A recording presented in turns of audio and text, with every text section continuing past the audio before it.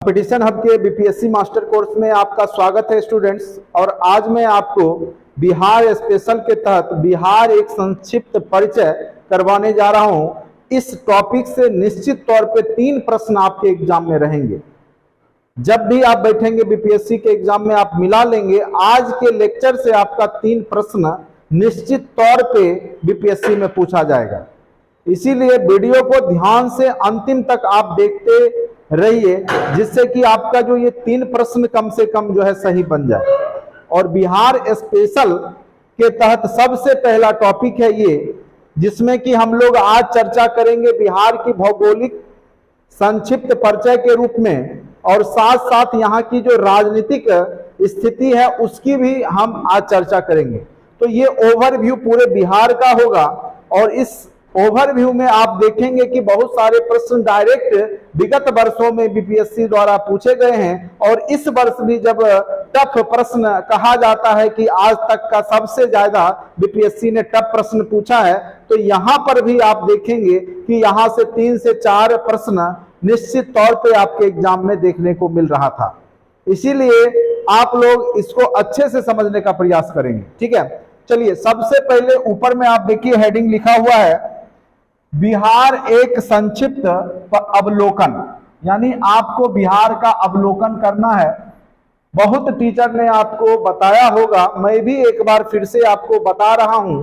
देखिए सबसे पहले हम लोग बिहार का मैप देख लेते हैं, और बिहार के मैप में हम लोग देखेंगे कौन सा जिला किधर है। तो सबसे पहले अगर आप देखिए यहाँ पे, तो उत्तर में आपका क्या है, नेपाल देश है, जो कि हिंदू राष्ट्र कहा जाता है। पूरे विश्व में एक ही राष्ट्र है जो हिंदू राष्ट्र के रूप में जाना जाता है। और ये उसके बाद जो है आपका दक्षिण में क्या है, आपका झारखंड है, जो कि बिहार का ही कभी पार्ट हुआ करता था। 15 नवंबर 2000 को यह अलग हट करके एक नया राज्य बना झारखंड। ठीक है, 15 नवंबर 2000 को। और यही जन्म दिवस होता है बिरसा मुंडा का भी, 15 नवंबर। तो उसी दिन यह झारखंड का बंटवारा हुआ। तो ये भी याद रखिएगा कि जब पूरे जो प्राचीन बिहार का लगभग 46% पार्ट झारखंड में चला गया, और 54% पार्ट आपके बिहार में रहा। ठीक है, अब यहां पर देखते हैं कि जो चौहद्दी है, उत्तर में नेपाल, दक्षिण में झारखंड, और पूरब में आपका क्या है, पश्चिम बंगाल।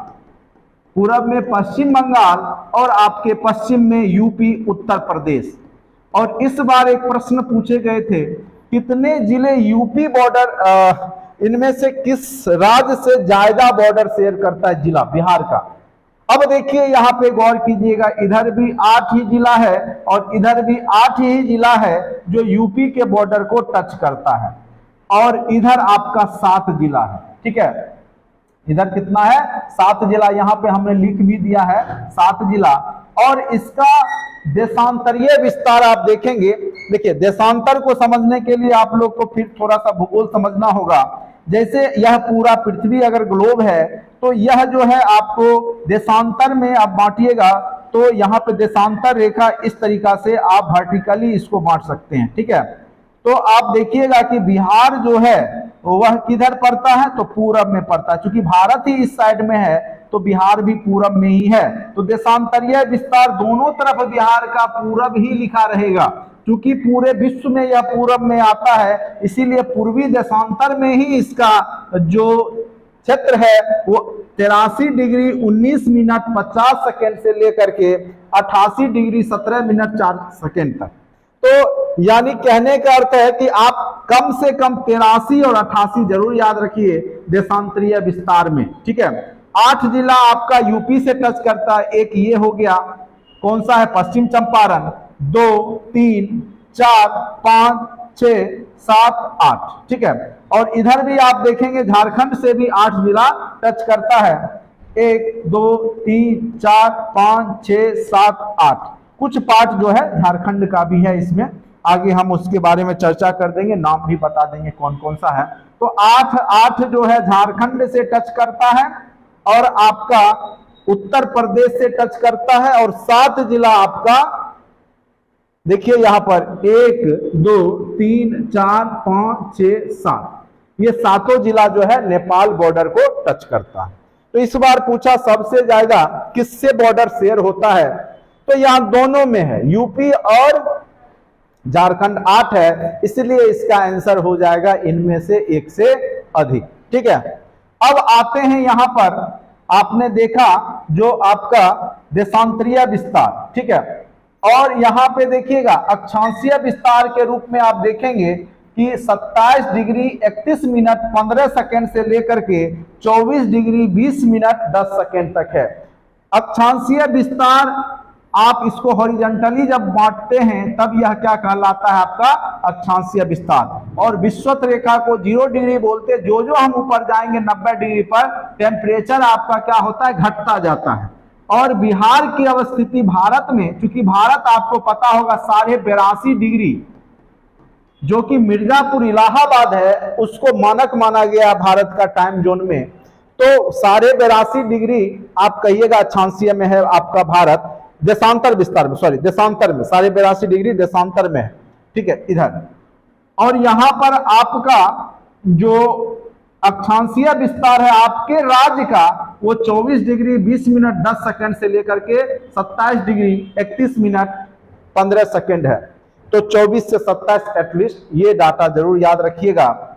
और आप देख पा रहे होंगे कौन सा जिला कहां पर है, तो ये भी आप लोग अच्छे से क्या करेंगे कि आपके पास मैप होगा ही, तो मैप के माध्यम से आप लोग घर बैठ के भी उसको पढ़ने का प्रयास करेंगे। मैप एक बार जरूर देख लेंगे इस चैप्टर को पढ़ने से पहले। ठीक है, अगर आप मैप देखे रहिएगा तो आपको बड़ी आसानी होगी। अब थोड़ा सा यहां पर हम देख लेते हैं कि इसकी जो चौहद्दी तो हमने देख लिया, इसका लंबाई कहां से कहां तक है, कितना किलोमीटर का है। तो उत्तर से दक्षिण जब जाएंगे तो इसकी लंबाई 345 किलोमीटर है। 3, 4, 5 ये कम है, 3, 4, 5 345 किलोमीटर ही है। और जब ये देखेंगे आपका, ठीक है, यहां से यहां तक, तो ये आपका कितना है, 483 किलोमीटर। तो वही चीज है यहां लिखा हुआ कि आपका अगर आप पूरब से पश्चिम, पश्चिम से पूरब जाते हैं तो 483 किलोमीटर, और उत्तर से दक्षिण जाते हैं तो बिहार की लंबाई 345 किलोमीटर है। तो ये भी डायरेक्ट कभी ना कभी आपको एग्जाम में पूछ ही देगा। चलिए अब आते हैं मेन, यहां पे हम लोग देखेंगे कि बिहार का नाम बिहार क्यों पड़ा। सबसे पहले हम लोग जानने का प्रयास करेंगे, इतिहास का टॉपिक है बिहार का नाम बिहार क्यों पड़ा। देखिए, बिहार प्राचीन समय में आपको पता होगा ज्ञान का केंद्र था, और सर्वप्रथम अगर किसी ने पूरे विश्व में रोशनी फैलाई तो वो था गौतम बुद्ध ने। और गौतम बुद्ध बोध गया में चूंकि ज्ञान की प्राप्ति किए थे, और यहां पर बहुत ज्यादा संख्या में विदेशों से बौद्ध भिक्षु आकर के ज्ञानार्जन करते थे, बौद्ध धर्म की शिक्षा लेते थे। और जहां जिस घर में वो रह करके जिस आवास स्थल पे रहते थे उसको विहार कहा जाता था। ठीक है, तो प्राचीन समय में विहार जो है, विहार के लिए जाना जाता था, बौद्ध भिक्षुओं के लिए जाना जाता था। तो वही विहार ही शब्द अपभ्रंशित होकर के, यानी विहार विहार होते होते बिहार हो गया। ठीक है, तो आप समझ गए होंगे। तो बौद्ध धर्म से जुड़ा हुआ है बिहार का नाम, क्योंकि यह अभी भी आप देखिएगा कि विश्व में बौद्ध धर्म के केंद्र के रूप में बिहार का बोध गया है, क्योंकि गौतम बुद्ध को यहीं पे ज्ञान की प्राप्ति निरंजना नदी के तट पर हुई थी, और उन्होंने उपदेश भी सारनाथ में दिया था। ठीक है, तो ये सब प्रश्न भी कई बार आपको घुमा फिरा करके पूछा जा सकता है। प्रदेश का नाम क्या है आपका, बिहार। तो बिहार क्यों नाम पड़ा, हमने आपको अच्छे से बता दिया, बिहार का नाम बिहार क्यों पड़ा। ठीक है, अब देखिए वैदिक युग में बिहार का एक अन्य नाम और भी था, प्राच्य देश, यानी पूर्वी देश। क्योंकि पूरब में, पूरे आर्यावर्त के पूरब में, आर्यावर्त मतलब उत्तर का पार्ट, भारत का उत्तर का पार्ट क्या कहलाता था, आर्यावर्त। क्योंकि यहां पे जो लोग रहते थे वो आर्य लोग रहते थे, और जो दक्षिण में रहते थे वो अनार्य लोग रहते थे। ये प्रश्न इस बार यहां से बीपीएससी में किस प्रकार से घुमाया, बोला कि वैदिक युग में, या इसी तरह का प्रश्न था, जो दक्षिण भारत के लोग थे उनको क्या कहा जाता था। ठीक है, या दक्षिण बिहार के लोगों को क्या कहा जाता था। तो इस तरीका का प्रश्न था। तो वहां अनार्य को ही क्या किया था, बस उसको क्या किया था आप इंग्लिश में देखेंगे, अनार्थ लिख दिया। तो कई लोग को लगा कि मिस्टेक से, बाय मिस्टेकली टी से वाई से टी हो गया होगा, तो सभी लोगों ने अनर्थ मार करके अपना कंफ्यूजन दूर कर लिया कि अनर्थ ही होगा, अनार से अनर्थ हो गया है। लेकिन बीपीएससी ने जब आंसर दिया तो उसने तो खेल किया हुआ ही था, तो इनमें से कोई नहीं आंसर दिया, क्योंकि वो जानबूझ करके आपको फंसाने का तो प्रयास कर ही रहा है। तो कभी भी अपने मन से कुछ सोच करके आंसर नहीं बनाएंगे, जो उसमें शब्द लिखा है उसी को मानेंगे। ये नहीं कि बीपीएससी गलती किया होगा, बीपीएससी गलती उल्टी नहीं किया होगा, वो आप गलत कर बैठिएगा, ठीक है, ये बात ध्यान रखिएगा। मौर्य एवं गुप्त काल में इसका नाम क्या पड़ा, मगध। अब कहिएगा मगध क्यों नाम पड़ा, तो मगध शब्द मागध से आया है। मागध का अर्थ होता था कि जो राजा जो थे यहाँ के शासक, जैसे बिंबिसार हुए या अजातशत्रु हुए, तो मगध के शक्तिशाली शासकों में से एक थे। तो इनका जो था प्रचारक बहुत ज्यादा था। अभी जैसे हमारे माननीय प्रधानमंत्री का प्रचारक बहुत होगा, अगर आप बीजेपी या मोदी के खिलाफ कुछ भी बोल दिए तो वो मारने के लिए भी टूट पड़ेगा आप पर, यानी लड़ाई झगड़ा भी कर सकता है। तो कहने का अर्थ है कि उस समय भी राजा अपनी प्रशंसा करने वाले लोगों को जगह जगह भेजते थे, जाओ हमारी प्रशंसा करो, हमारा प्रचार प्रसार करो राज्य में। तो उसको मागध कहा जाता था, और उस एरिया में बहुत ज्यादा संख्या में जो प्रशासक के प्रशंसक हुआ करते थे, जो राजा थे वहां के मगध के, उसके प्रशंसक रहते थे, इसीलिए उसको मागध से मगध कहा जाने लगा। तो ये भी इतिहास में है। और इसकी स्थापना, बिहार की स्थापना 1 अप्रैल 1912 को हुई। लेकिन हम लोग 22 मार्च को ही बिहार दिवस क्यों मनाते हैं? कागजी रूप से बिहार एक अलग राज्य बन चुका था, ऐसे इसकी घोषणा दिसंबर 1911 में ही हो गई थी, ठीक है। दिल्ली दरबार में इस बात की घोषणा कर दी गई थी कि बिहार जो होगा बंगाल से अलग हट करके एक राज्य बनेगा, 1911 में ही। अगर पूछे कि बिहार बंगाल से अलग राज्य बनाने की घोषणा कब की गई थी, तो आप आंसर 1911 मारिएगा, क्योंकि दिसंबर 1911 में यह बात की घोषणा कर दी गई थी। 22 मार्च 1912 को कागजी रूप से बिहार एक अलग राज्य बना दिया गया था, लेकिन मेन रूप से जो प्रैक्टिकली हुआ वह 1 अप्रैल 1912 को बिहार उड़ीसा सहित, ठीक है, बिहार उड़ीसा उस समय एक था, बंगाल से अलग एक प्रांत बना, ठीक है। यानी उड़ीसा जो अलग होगा वो 1936 में होगा, 1 अप्रैल 1936 को। स्थापना दिवस हम बिहार का कब मनाएंगे? 22 मार्च को स्थापना दिवस मनाएंगे, ठीक है। अगर पूछे तो 1 अप्रैल गलती से भी नहीं मार दीजिएगा कंफ्यूज होकर के, क्योंकि यहां पे देखिए 2 शब्द है, स्थापना हुआ 1 अप्रैल को और स्थापना दिवस मना रहे हैं हम 22 मार्च को, ठीक है। तो कंफ्यूजन नहीं होना है, स्थापना दिवस 22 मार्च ही होगा और स्थापना होगा बिहार का कब? तो 1 अप्रैल 1912 को, एकदम याद रखिएगा, इसको भूलिएगा नहीं। और यही सब कंफ्यूजन जानबूझ करके आपको यहां से प्रश्न डाला जाएगा एग्जाम में कि आप फंसे और वह जो है अपने काम में सफल हो जाए, जो आपका क्वेश्चन सेटर है। अब देखिए यहां पे प्रथम विभाजन बिहार का 1936 ईस्वी में हुआ, यानी उड़ीसा को एक अलग राज्य का दर्जा दिया गया, प्रांत मतलब हो गया राज्य। द्वितीय विभाजन आपको पता होगा 15 नवंबर 2000 ईस्वी को हुआ और झारखंड को एक अलग राज्य के रूप में दर्जा दिया गया। यहां से निश्चित तौर पे आज जो पढ़ा रहे 3 प्रश्न आएंगे बीपीएससी में, नहीं आएगा तो फिर देखना तुम, परीक्षा फिर होने दो, जब तक होगा तब तक 3 प्रश्न इसी वीडियो से आएगा, ठीक है। राज्य की राजधानी पटना, और इसकी स्थापना कब हुई? 1541 ईस्वी में। और इतिहास में आपने पढ़ा होगा 1540 से 1545 का शासन पीरियड किसका है? शेरशाह सूरी।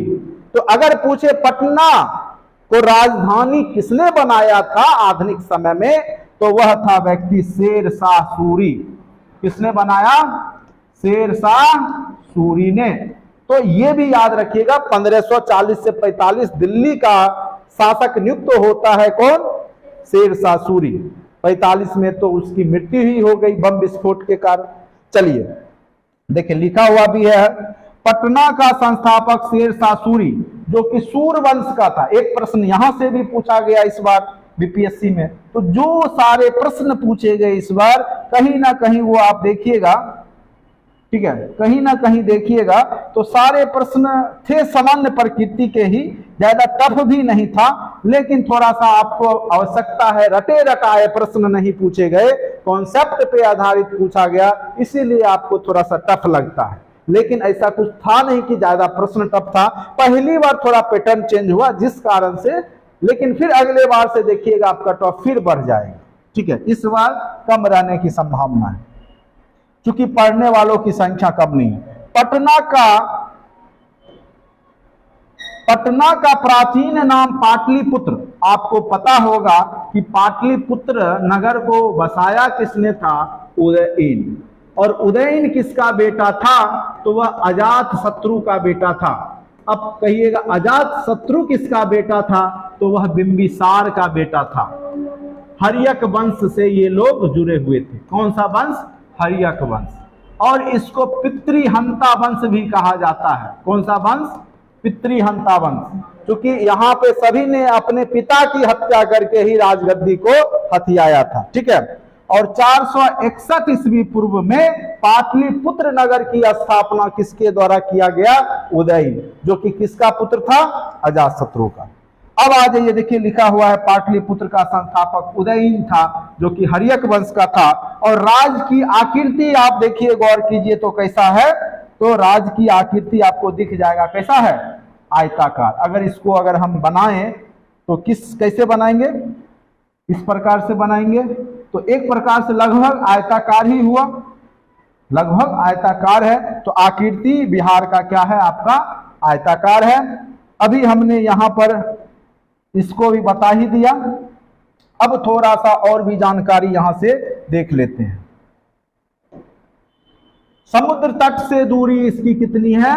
तो 200 किलोमीटर। बिहार का समुद्र तट किधर नजदीक पड़ेगा? उड़ीसा के तहत, उड़ीसा के तरफ। तो 200 किलोमीटर की दूरी पर, ज्यादा दूर यहां से समुद्र तट भी नहीं है। समुद्री तल से ऊंचाई 173 फीट। जो समुद्री तल है उससे ऊंचाई बिहार का कितना है? 173 फीट, लगभग 53 मीटर, 53 मीटर। याद रखिएगा, यही प्रश्न अभी तक नहीं पूछा है, संभावना है आने वाले समय। कुल क्षेत्रफल ये तो इस बार पूछ ही दिया, 94,163 वर्ग किलोमीटर। यह बीपीएससी 67 में पूछा था कि कितने वर्ग किलोमीटर में बिहार है? तो 94,163 वर्ग किलोमीटर में। और पूरे भारत का यह कितना प्रतिशत है? तो पूरे देश का मात्र यह 2.86% में आपका बिहार है। पूरे भारत का कितना प्रतिशत क्षेत्र है? यह 2.86, ठीक है। अब इधर आते हैं, इधर देखिए क्या क्या डाटा है। अब प्राकृतिक रूप से बिहार को आप जो है, प्राकृतिक रूप से बिहार को 3 भागों में बांट करके आप पढ़ सकते हैं। सबसे पहला पार्ट है आपका शिवालिक श्रेणी।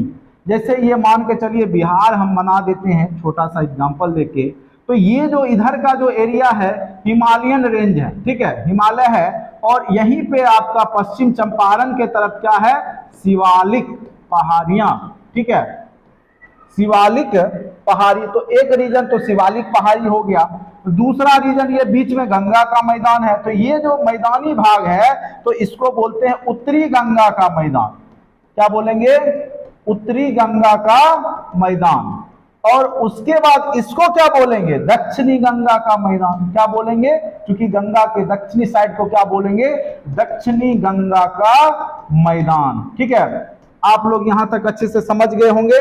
यहाँ की जलवायु क्या है? तो उष्ण जलवायु है। गलती से भी समशीतोष्ण या उपोष्ण नहीं मारिएगा। यहाँ की जलवायु क्या है? उष्ण, या ऑप्शन देगा तो मानसूनी।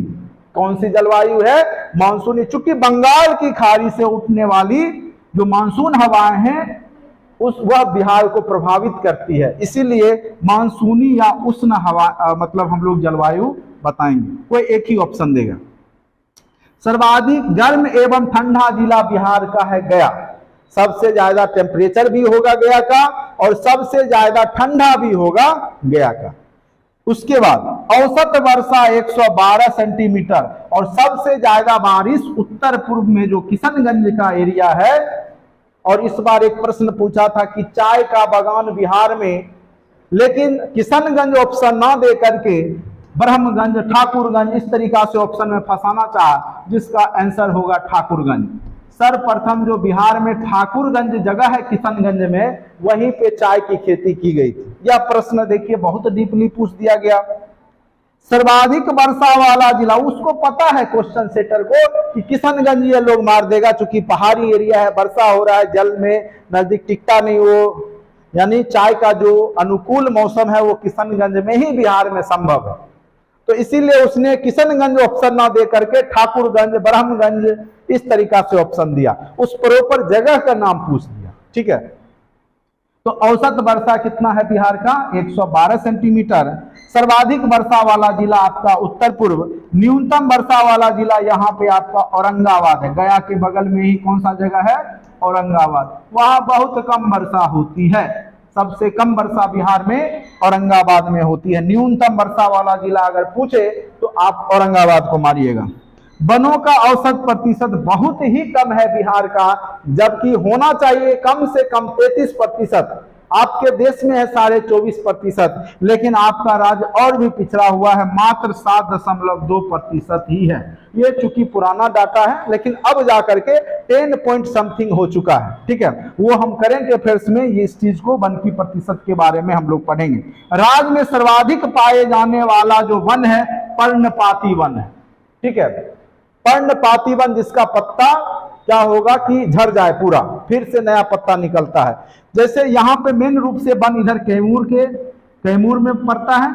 आर्द्र पर्णपाती आपका पश्चिम पूर्वी चंपारण है, पश्चिम चंपारण वहां पे मिलेगा। शिवालिक पहाड़ी है ना, उसके नीचे या नजदीक में आपको मिलेगा वह आर्द्र पर्णपाती वन मिलेगा, आर्द्र पर्णपाती वन।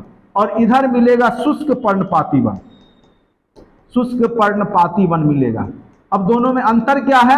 अंतर यही है कि शुष्क में क्या होगा कि यहाँ पे वर्षा कम होता है, तो पेड़ छोटे छोटे होंगे, घने नहीं होंगे, मतलब फैल में होंगे, मतलब छोटे छोटे नाते पौधे होंगे। इधर क्या होगा? सघन होगा, घना होगा, क्योंकि आर्द्र पर्णपाती वन में वर्षा ज्यादा होती है, जिस कारण से ये सघन होता है। लेकिन बिहार के दो ही भाग में वन है, एक आपका पश्चिम चंपारण और दूसरा कैमूर। ठीक है, आगे देखिए यहां लिखा सर्वाधिक सिंचित क्षेत्र वाला जिला आपका क्या है? शेखपुरा। तो शेखपुरा याद रखिएगा, लखीसराय से हट करके बना है शेखपुरा, और 82% वहां पे सिंचाई सुविधा है। सिंचित क्षेत्र कौन सा जिला है आपका 82% वाला? वो है आपका शेखपुरा। तो यहां तक यह पूरा पेज आपको समझ में आ गया होगा। कुछ पर्णपाती वन है और सर्वाधिक सिंचित मतलब सिंचाई किया हुआ जिला कौन सा है आपका? शेखपुरा। ठीक है, चलिए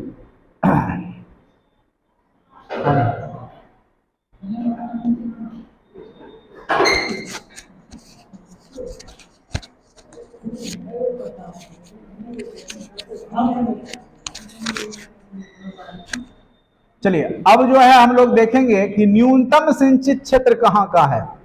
कम से मतलब जहां पे सिंचाई सुविधा सबसे कम है, जहां जल जो है कह सकते हैं नहर व्यवस्था या जल तक खेतों में जो पहुंच है, जल का खेतों तक पहुंच वो कम है, तो वो है आपका जमुई। कौन सा जिला है वो? जमुई। मात्र 16% ही वह जमीन वहां की सिंचित है। ठीक है, कुल सिंचाई प्रतिशत भाग नलकूपों से बिहार में सबसे ज्यादा खेती होती है, जिसमें नलकूप बोर्डिंग जिसको बोलते हैं गांव घर में, उसके माध्यम से जो पटवन के माध्यम से जो सिंचाई होती है, या कुओं से सर्वाधिक। कुआं से सर्वाधिक आप देखिएगा मधेपुरा, मधुबनी तरफ जाइएगा, दरभंगा के तरफ, तो सर्वाधिक वहां पे आप देखिएगा सिंचाई कुओं से ही होता है।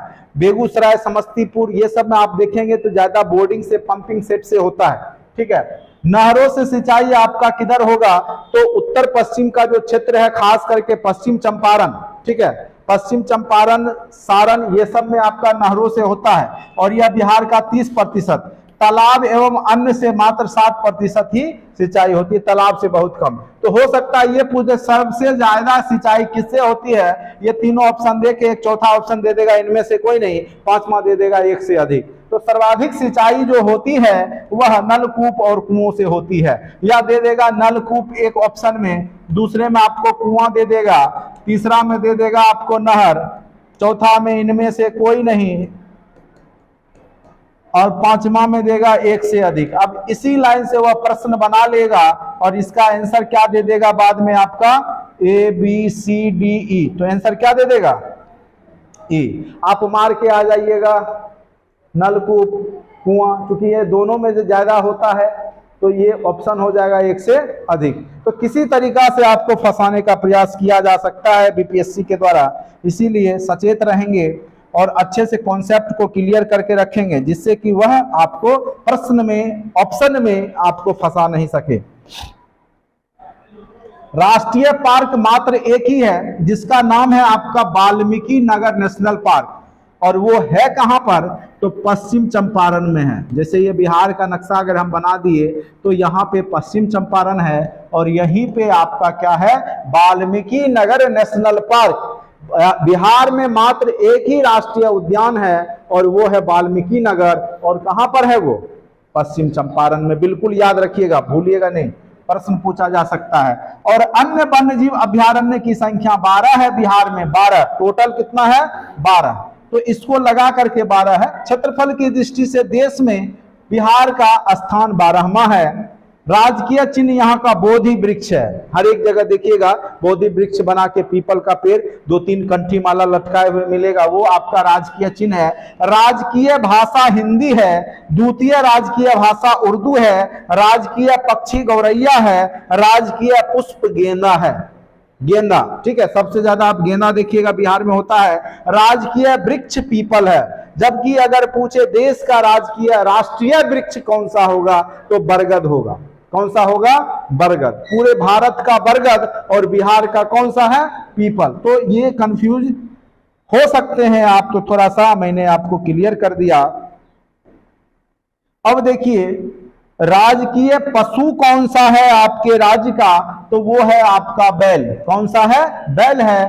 राजकीय मछली जो है वो मांगुर है और इसको 2008 में घोषणा किया गया है। ये पूछ सकता है, ये ना पूछ के पूछेगा कि राजकीय मछली मांगुर को कब घोषित किया गया बिहार का राजकीय मछली, तो आपको बोलना होगा, तो दे देगा ऑप्शन 2007, 2006, 2008, और इस तरीका से आपको बीपीएससी फंसाने का प्रयास करेगा।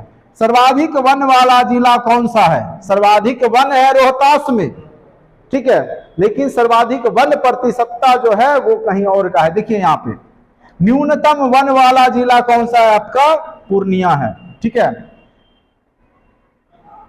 प्रमुख नदियां कौन कौन सी है, पिछले क्लास में हमने बताया गंगा, जैसे हमने बिहार का मैप बनाया था और उसमें हमने बताया था आपको कौन कौन सी प्रमुख नदियां हैं। तो सबसे पहले तो प्रमुख नदियां, एक तो गंगा हो गई जो कि बिहार में कितना किलोमीटर, 445 किलोमीटर। इधर आपका कौन सी नदी हमने बताया था, बताइए। एक तो सबसे पहले घाघरा, सबसे पहले हमने बताया था घाघरा, उसके बाद हमने क्या बोला था, गंडक, बूढ़ी गंडक आगे आएगा, फिर उसके बाद हमने बोला था बूढ़ी गंडक, ठीक है, बूढ़ी गंडक, ठीक है। उसके बाद हमने आपको बोला था कौन सा नदी, तो यहाँ पे कमला, बलान, ये सब कोसी में आके मिलती है, कोसी नदी। फिर इधर आपको हमने बताया था महानंदा, सबसे पूर्वी नदी कौन सी हो गई, इधर मेची नदी मिल जाती है कोसी में जाकर के आगे। फिर इधर से हमने बताया था आपको कर्मनाशा जो कि यूपी बॉर्डर पे है, उसके बगल में हमने सोन नदी बताया था। उसके बाद हमने क्यूल नदी, फल्गु नदी बताया था, बीच में फल्गु, निरंजना नदी और मोहना नदी से मिलके फल्गु बना था, जहां गया में पिंडदान होता है। फिर हमने क्यूल नदी बताया था, फिर अजय और बाटफेल। तो इस तरीका से हमने जो है बहुत सारी नदियों के बारे में पिछले क्लास में बताया था। तो ये प्रमुख नदियां हैं, गंगा, कोसी, बागमती, सोन, पुनपुन, फल्गु, गंडक, घाघरा और कर्मनाशा, ठीक है। बिहार में गंगा नदी का प्रवेश जिला आपका भोजपुर है, बक्सर, चौसा के मैदान में गंगा नदी बिहार में प्रवेश करती है, तो भोजपुर, बक्सर या चौसा कुछ भी रहेगा तो उसको मारिएगा, कोई एक ही रहेगा। प्रमुख खाद्यान्न यहाँ का भोजन आपका चावल है, गेहूं गलती से भी नहीं मारिएगा। सबसे ज्यादा बिहार में लोग चावल को खाना पसंद करते हैं और खाते भी हैं। बिहार बंगाल का दोनों का जो है भोजन चावल ही है। प्रमुख खाद्यान्न फसलों में धान, गेहूं, मक्का, जौ है। ठीक है, यहाँ के लोग मेन रूप से खेती इसी चीज का करते हैं। प्रमुख नकदी फसल में गन्ना, तंबाकू, आलू, पटसन जिसको पटुआ बोलते हैं जिससे जूट बनता है। ठीक है, राज्य का प्रमुख औद्योगिक क्षेत्र बेगूसराय, आपका जिला बेगूसराय। प्रमुख उद्योग सूती वस्त्र, जूट उद्योग। सूती वस्त्र का कारखाना कहाँ है आपका बिहार में, बताइए। कई जगह है, यह भी प्रश्न पिछले बार 67 में पूछा था। ठीक है, तो सूती वस्त्र का कारखाना आपको गया में भी है, भागलपुर में भी है। ठीक है, तो कई जगह है, तो उनमें से इनमें से एक से अधिक वाला आंसर सही हुआ था। जूट का आपको कटिहार पूर्णिया साइड में होगा जो पश्चिम बंगाल से सटा हुआ पार्ट है। लकड़ी का आपको यहाँ पे मिल जाएगा हाजीपुर में, वहां पे प्लाईवुड उद्योग है। चीनी का आपको पश्चिम चंपारण में है। ठीक है, उर्वरक का उद्योग आपके बरौनी में भी है, फर्टिलाइजर उर्वरक उद्योग। तेल शोधन भी आपका बरौनी में है। तो इस तरीका से भी प्रश्न पूछे जाएंगे आगे, फिर यही सब अलग अलग चैप्टर में बट जाएगा। अभी आप ओवरऑल पढ़ रहे हैं, इसीलिए इसमें हम उतना डीपली अभी आपको नहीं बता पाएंगे। अब देखिए यहां पर क्या है, प्रमुख जनजाति बिहार में कौन कौन रहता है। तो संथाल जनजाति आप जान ही रहे हैं, जो आदिम अभी भी आदिम मानवों के तरह, आदिम समय के लोगों की तरह जीवन व्यतीत करता है। जंगलों में रहता है, लकड़ी काटता है, जड़ी बूटी बेच के अपना जीवन यापन करता है, शिकार करता है छोटे छोटे पक्षियों का, उससे अपना भरण पोषण करता है। और वह जाति आपका संथाल है, उराव है, मुंडा है, राजवार इत्यादि। ये सब बिहार में भी कुछ संख्या में जनजाति लोग हैं।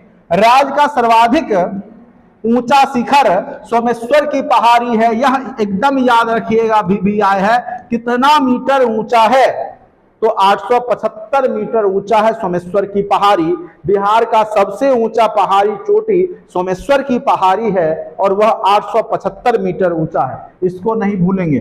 बिहार के कुल सड़क मार्ग में राष्ट्रीय मार्ग का प्रतिशतता, नेशनल हाईवे बिहार में जितना टोटल सड़क है उसका मात्र 2.66% ही नेशनल हाईवे है। ऐसे करंट डाटा अपडेट कर लीजिएगा, चूंकि यह बदलते रहता है। बिहार का सबसे लंबा राजमार्ग जो है NH31 है। क्या है? NH31। ठीक है, अब थोड़ा बहुत हम लोग राजनीतिक परिचय के बारे में, बिहार के बारे में थोड़ा देख लेते हैं कि राजनीति रूप से क्या क्या यहाँ पर है। कितने लोकसभा क्षेत्र हैं, कितने राज्यसभा क्षेत्र हैं, कितने विधायक हैं, मतलब विधान परिषद विधानसभा में कितने सदस्य हैं। ये सब भी प्रश्न निश्चित तौर पे हमने आपको शुरू में ही बोला, यहां से 3 प्रश्न आएंगे तो आएंगे। ठीक है, उच्च न्यायालय पटना में इसकी स्थापना कब हुई थी? तो 3 फरवरी 1916 को हुआ था। डेट अगर पूछ दे तब भी आप लोग एकदम सही जवाब दीजिएगा, 3 फरवरी 1916 को। और लेकिन इस बार क्या पूछ दिया कि पटना हाई कोर्ट के प्रथम जज कौन थे?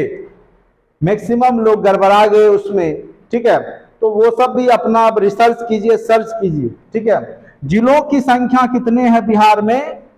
आपका 38। अंतिम जिला कौन सा है? अररिया। अंतिम जिला कौन सा है? अरवल। अंतिम जिला कौन सा है? अरवल। अनुमंडलों की संख्या 101 है। प्रखंड की संख्या 534 है। पंचायतों की संख्या 8406 है। जितना जिला उतना जिला परिषद। लोकसभा क्षेत्र 40 है, अति महत्वपूर्ण है। लोकसभा क्षेत्रों की संख्या बिहार में कितना है? 40 है। राज्यसभा, लोकसभा और राज्यसभा आप जानते ही हैं। राज्यसभा मतलब उच्च सदन, लोकसभा मतलब निम्न सदन। ठीक है, आगे लोकसभा राज्यसभा जब हम लोग पॉलिटी में पढ़ेंगे तब जानेंगे। महानगर मात्र एक ही है बिहार में, वो है आपका पटना। लोकसभा में SC की आरक्षित सीट 6 है, यानी अनुसूचित जाति के लिए लोकसभा में 40 सीट में 6 आरक्षित है।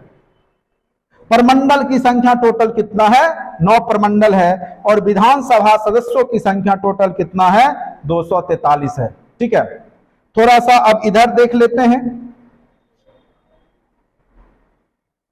विधान परिषद सदस्यों की संख्या कितनी है? यानी राज्य का उच्च सदन विधान परिषद, उसमें 75 है। जनसंख्या लगभग आप इसको 10.5 करोड़ मानिए। कितना मानिए? 10.5 करोड़। जनसंख्या प्रतिशत में पूरे देश का 8.6% है बिहार की जनसंख्या। देश में स्थान जनसंख्या में तीसरे नंबर पे है। सबसे पहले नंबर पे कौन सा है? यूपी। सबसे एक नंबर पे कौन है? यूपी। 2 नंबर पे कौन सा है? महाराष्ट्र। ठीक है। और 3 नंबर पे आपका बिहार ही है। ठीक है। और क्षेत्रफल के दृष्टि से आपका राज्य जो है वो 12वां नंबर पे है। तो ये याद रखेंगे। लिंगानुपात आपका 918 है। कितना लिंगानुपात है? 918। प्रत्येक 1000 पुरुष पर महिलाओं की संख्या कितनी है? 918। लेकिन अभी जो बच्चे हैं 0 से 6 वर्ष की आयु के, उसमें लिंगानुपात में सुधार आया है और वह संख्या 935 के बराबर है। यानी 0 से 6 वर्ष में जो महिलाएं हैं 1000 पुरुष पे, 1000 बच्चों में देखा गया 0 से 6 वर्ष में 935 फीमेल है और 1000 मेल पर। ठीक है, ये याद रखिएगा। तो ये प्रश्न इसी दोनों में कंफ्यूज करके आपको पूछा जा सकता है। दशकीय वृद्धि दर आपका कितना रहा है? यानी 2001 से 2011 के बीच में बिहार में कितना जनसंख्या वृद्धि दर हुआ है? तो 25.4%।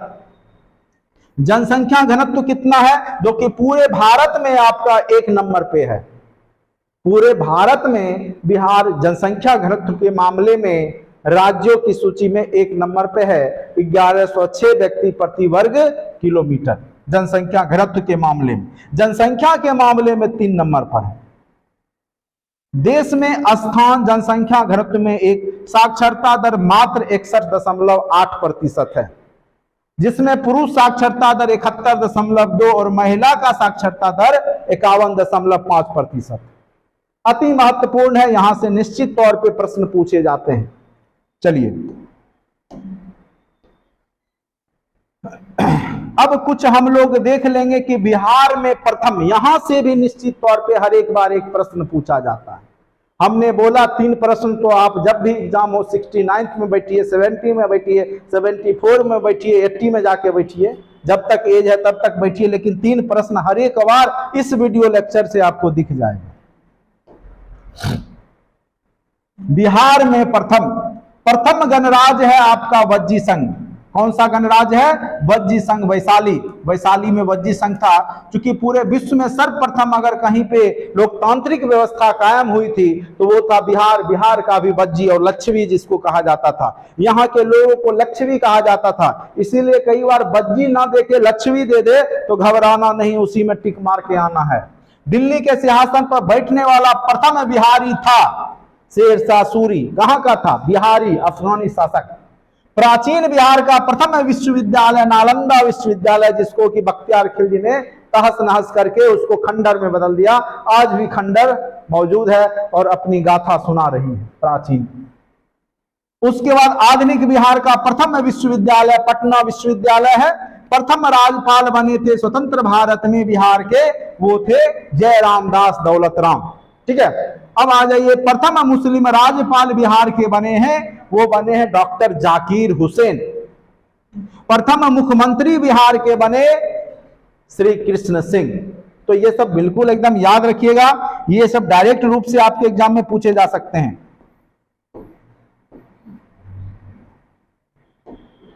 अब प्रथम मुस्लिम मुख्यमंत्री कौन बने बिहार के?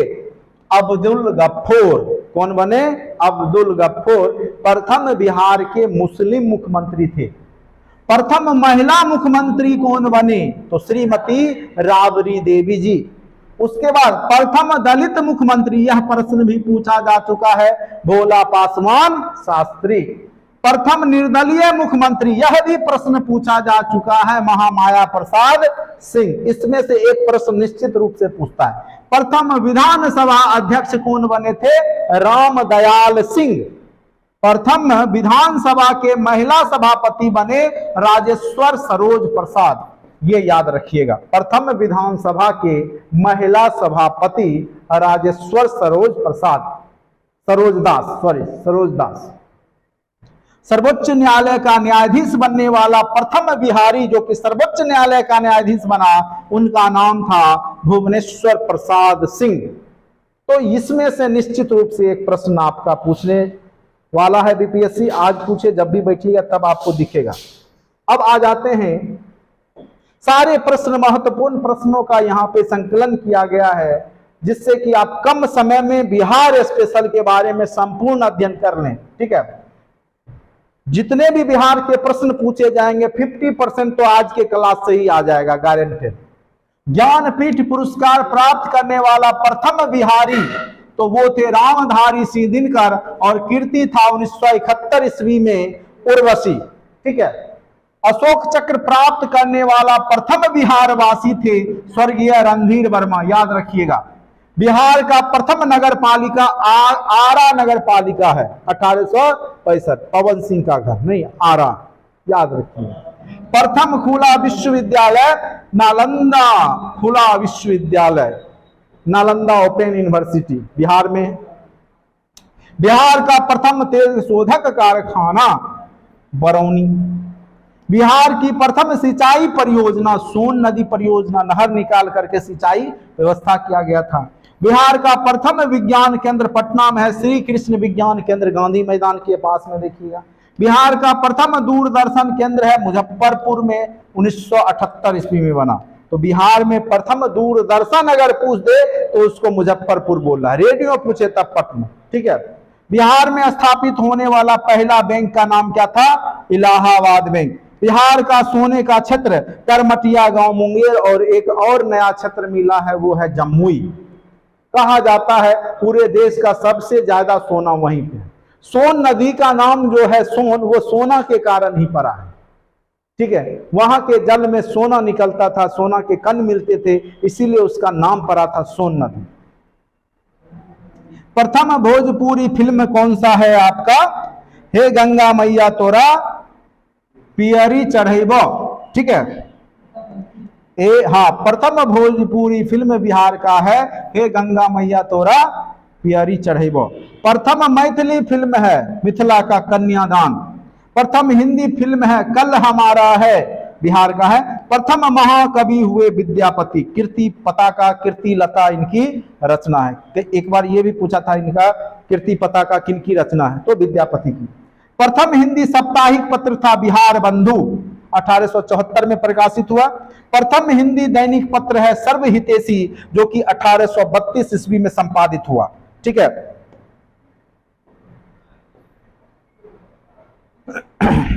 उसके बाद है आपका प्रथम हिंदी दैनिक पत्र सर्वहितैषी। ये सब प्रश्न बार बार पूछे जा चुके हैं। प्रथम अंग्रेजी दैनिक पत्र सर्चलाइट, एक बार पूछा था 64 में, सर्चलाइट के संपादक कौन थे? ठीक है, ऐसे बाद में डॉक्टर राजेंद्र प्रसाद भी कुछ दिन इसके संचालक रहे हैं, लेकिन मेन रूप से कोई और हैं। अच्छे से जब मैं पत्र पत्रिका पढ़ाऊंगा तो अच्छे से चर्चा करूंगा। बिहार पर प्रथम मुस्लिम आक्रमणकारी कौन था? बख्तियार खिलजी, अति महत्वपूर्ण है। बिहार की यात्रा करने वाला प्रथम अंग्रेज यात्री कौन था? रॉल्फ फिच, जो कि बिहार का यात्रा करने वाला अंग्रेज अधिकारी या कह सकते हैं यात्री कौन था? Ralph Fitch.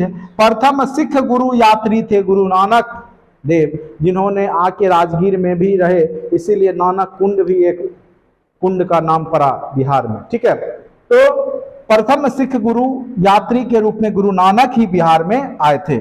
इस प्रकार से आपने देखा कि हमने पूरा बिहार स्पेशल का एक प्रकार से ओवरव्यू आपको दे दिया, सामाजिक, आर्थिक, भौगोलिक और राजनीतिक परिदृश्य का। आपने जैसा कि आपने मैप में भी यहाँ पर देखा कि कौन सा जिला कहाँ है, तो सबसे ऊपर यहाँ देखिए पश्चिम चंपारण है, फिर पूर्वी चंपारण है, फिर सीतामढ़ी है, फिर मधुबनी है, फिर सुपौल है, फिर अररिया है, फिर किशनगंज है।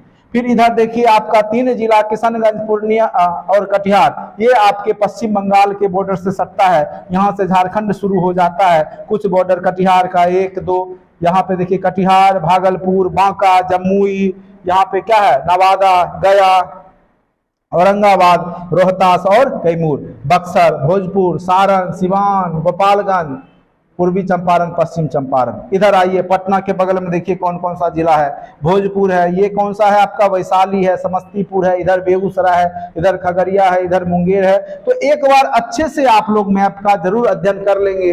इसकी अवस्थिति के बारे में भी प्रश्न पूछा जा सकता है। तो चलिए, आज का जो सेशन था अति महत्वपूर्ण था और बीपीएससी के पर्पस से यहां से निश्चित तौर पे मैं गारंटी के साथ बोल सकता हूं कि कम से कम तो 3 प्रश्न निश्चित तौर पे आपके एग्जाम में आने वाले हैं। अगर आपको मेरा चैनल अच्छा लगता है तो लाइक जरूर करें, चैनल को सब्सक्राइब करें। अगर आप जुड़ना चाहते हैं तो आप मेंस का बैच ले सकते हैं। मात्र 1500 में पूरा कोर्स करवाया जा रहा है और आपने देखा होगा कि 67th में जितने भी प्रश्न मेंस में पूछे गए सारे मेरे द्वारा करवाए जा चुके थे। ठीक है, तो अगर आप मेरा वीडियो देख रहे हैं तो आपको पता ही होगा, अगर नहीं देख रहे हैं तो प्ले लिस्ट में जाकर के देखें। सारा जो भी हमने मेंस करवाया था वही प्रश्न उसी प्रकार से पूछे गए थे। चलिए, आज के लिए इतना ही। Thank you so much watching for this video.